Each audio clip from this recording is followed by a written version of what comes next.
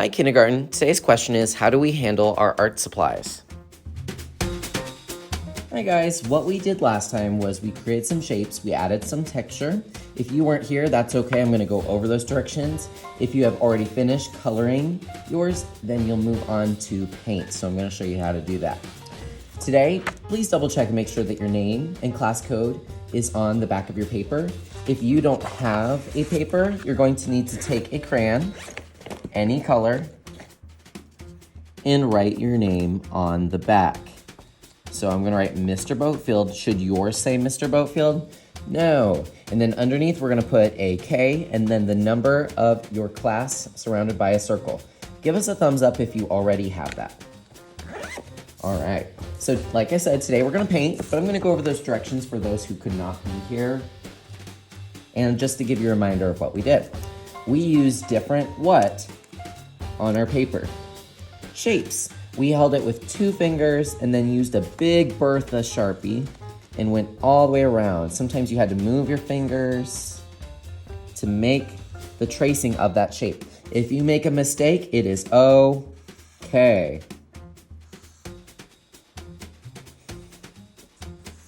One thing you could have done is overlap shapes. That is okay. Here we go. All right, I'm gonna put my shapes back in the bag. You could take a rubbing plate, put it underneath your paper, take 2 fingers, hold it down, hold your crayon like a magic wand, press, switch colors, and move the texture plate where you want it. And ooh la la.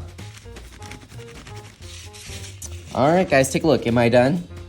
No, I'm not. So like I said, if you did not finish last time, you need to finish today. All right, I'm gonna put all of my crayons away now that I'm ready to start painting. I'm gonna put my texture plate away following the green arrows. Now I'm ready to paint. So you're going to be sharing with your neighbor. If you don't have a neighbor at your table on the left or the right, that's okay. They're invisible today, but you still have a neighbor. You're going to get a water cup and 1 paint palette to share. You should have walked in with a paper towel. You need a paper towel to paint today. You're also going to need a what? Can anyone raise their hand, tell me what's missing? I hope someone said a paintbrush. Now your paintbrush is gonna look like this, but I wanna show you how Mr. Boatfield wants you to use your paintbrush. This is Mr. Paintbrush. Say hi, Mr. Paintbrush. Okay, so let me tell you a little bit about Mr. Paintbrush. He has this long body. This is called the handle. Say handle. Then he has this really metal part that's really shiny. That's his shirt. And then he also has hair. Now, some people can be really mean to Mr. Paintbrush. Would you like it if someone flipped you over and smashed your hair against paper? No. So if I see you doing that to Mr. Paintbrush today, I'm going to take Mr. Paintbrush away and you won't be finishing. Would that be fun? No. But Mr. Paintbrush does like it when you go very softly. He says, ooh la la, me likey, that feels good on my head. Does this feel good on his head? No. So go ahead and take your invisible paintbrush and do some soft motions and go ooh la la. Okay, Mr. Paintbrush likey. Now, does Mr. Paintbrush like it when you tug on his shirt? No. Do you think Mr. Paintbrush would like it if you got all your nasty hands in his hair? No. And did you know there's germs in there that can make you sick? Whenever you want to paint, you need to dip, let it drip, get that extra water off, and then you paint. So say it with me. Dip, let it drip, and paint. One more time. First you gotta dip, let it drip, and paint. So let's start off with this red color up here. I'm going to take my water, dip, let it drip, and swirl. I'm gonna go around in circular motions. Now, am I pressing hard? No, you wanna go softly, as if you're whispering to the paint. Wake up, wake up, wake up. You need water for the paint to work. That's why they call this watercolor paint. I'm gonna go over an area that I want the paint to go. Do you see what's happening? Raise your hand if you see what's happening with the crayon. So this is called wax resist. Wherever you put crayon, because it's wax, it rejects the paint and says, nope, you're not going there. And so wherever you put that crayon, it's going to reject and it's going to show through. Isn't that really cool? All right, I want to try a different color. Can I just go right into this yellow? No, because if I did that, it's going to ruin the color. That's why you have this paper towel.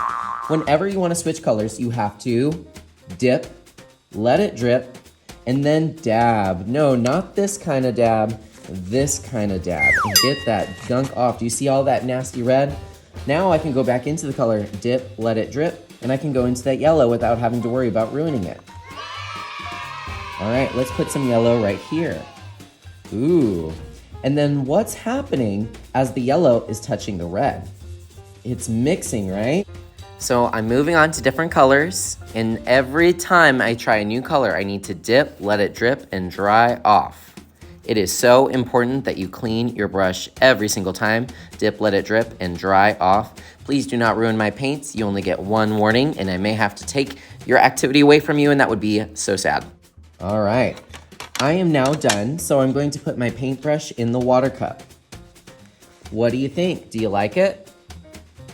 Pretty cool. All right, so now it is time to clean my area, and you're going to be on your own today. When you and your partner are done, you're going to close the paint. But if your partner is still working on it, should you close the paint? No, you need your partner to finish too. If you are done, your paintbrush goes in the water cup. If you and your partner are done, you can put these on the back counter. I'll show you what I mean. You're going to follow the green arrows. I'm going to hold my water cup with how many hands? 2. You put your water cup in the sink, in the sink, and you leave it alone. You don't have to clean anything out today. Now I'm gonna follow the green arrows and get my watercolor. Okay, I have my water palette. I'm holding it with how many hands? 2. All you do is just put it right here under the paper towels, and you are done. But now let's go back to our table and see if there's anything else. Ew, look, I have this gross paper towel. Do I want this anymore?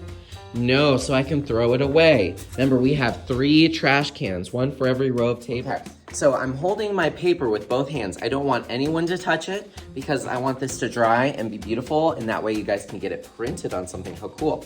So this here is the drying rack. Say drying rack. A lot of kids, they want to make me angry and they play with it like an instrument. Should you ever do that? Whenever you're putting art on the drying rack, you do not want to put it on the top. Number 1, you can't reach because you're not tall enough, but you should put it on the bottom. Do not put it on the top. You want to put it on the bottom. And the reason is so that the next person can put it on top of yours, on top of theirs, and then it'll be filled up with art. But we never start from the top. When your art is on the drying rack, you follow the green arrows. Over here, next to my board, you can find the wet wipes. Just take one back to your seat, following the green arrows. Clean your hands and clean your table, and then you can start a new activity. Over here is your choice today. You can do some free draw. You'll just take a piece of paper. You can use markers or crayons and create whatever you want on your paper. But just make sure that you've put everything back. Uh-oh, it's me, Johnny Messmaker. Should I hold my cup with only one hand? No, I shouldn't do that. Should I play with my water? No! Should I leave my watercolor tray out? No! I need to put it by the sink. And then remember, where does your cup go? It goes in the sink, just like that. Okay, should I play with the drying rack? No. Should I put my art on the top? No. I need to put it on the bottom, just like everyone else.